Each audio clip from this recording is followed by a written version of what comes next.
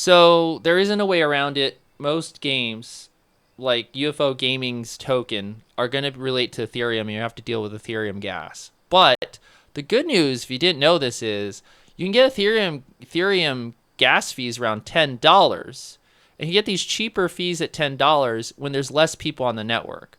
But as more and more people get on the network, the price goes up, and that's what was happening to me when I was trying to buy into this project. Now the thing about this is that the NFT drops that are amazing end up increasing the gas fees because there's just more people on the network using it, and that's why the system is kind of broken, because when there's a lot of people trying to buy stuff, then the gas fees go out of hand, and it's crazy.